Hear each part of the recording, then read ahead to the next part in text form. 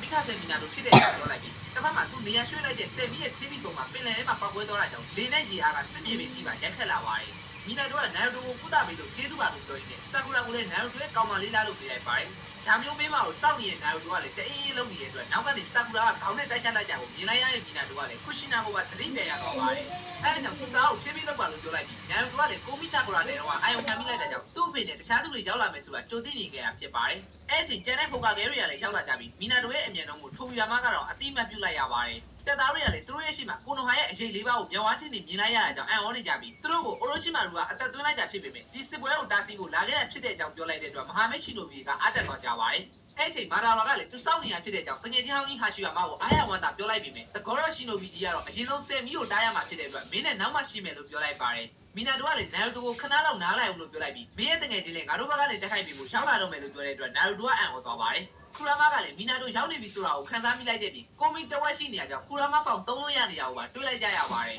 အဲအကြောင်းနာရိုတိုကသူ့ဖေဘလောက်မှကြောင်ခူရာမာကိုကြွားနေပြီမီနာတိုကနာရိုတိုလိုငပိတ်ထက်တာတယ်ဆိုတာကိုအစကတည်းကသိနေတဲ့ခူရာမာကတော့သူ့တော့နှစ်ချမ်းခွဲပြီးဂျိတ်ပိတ်ခဲ့တဲ့အတွက်အံ့ဩစရာမရှိတဲ့အကြောင်းပြောပါတယ်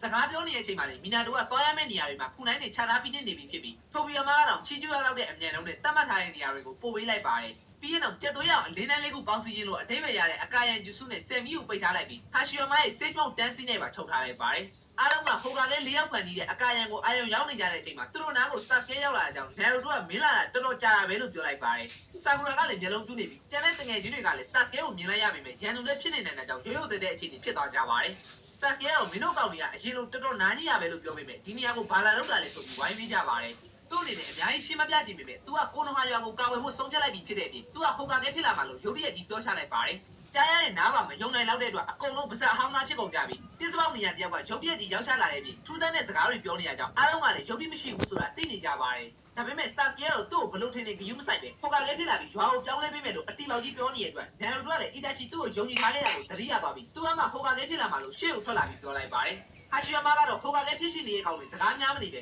ရှေ့ကဆယ်မီကိုရှင်းဖို့ပြောတာကြောင့်နာရိုတိုကဆာကူရာကိုအနားယူဖို့ပြောလိုက်ပြီးဆာစကဲနဲ့အတူတိုက်ခိုက်မှုထွက်သွားခဲ့ပါတယ်ဒါပေမဲ့ဆာကူရာကပါလိုက်လာပြီးသူကနာရိုတိုတို့နှစ်ယောက်ကိုအမိမလိုက်နိုင်တဲ့အရင်လိုအားနေတဲ့မိန်းကလေးတယောက်မဟုတ်တော့ပဲဆန်နေတယောက်ဖြစ်တဲ့ဆူနာတဲ့တပည့်ဖြစ်တဲ့ပြင်တင်းဆဲပိုင်းရဲ့အခွဲဝင်လည်းဖြစ်တဲ့အကြောင်းပြောလိုက်ပါတယ်အဲအကြောင်းပဲနာရိုတိုဆာစကဲနဲ့ဆာကူရာတို့ရဲ့ original တင်းဆဲပိုင်းကပြန်လည်ဆုံပြီးသွားကြပြီးအတန်းမော်တွေအားလုံးကလည်းအရင်အချိန်တွေကိုသတိရသွားကြပါတယ်အဲ့ချိန်ခီဘာကသူလည်းဟိုကာကဲဖြစ်လာမှလို့ပြောပေမဲ့ဘယ်သူမှစိတ်မဝင်စားရဲ့အတွက်တနာဖို့ကောင်းတဲ့ကြောင့်ရှင်တော်ကပြောလိုက်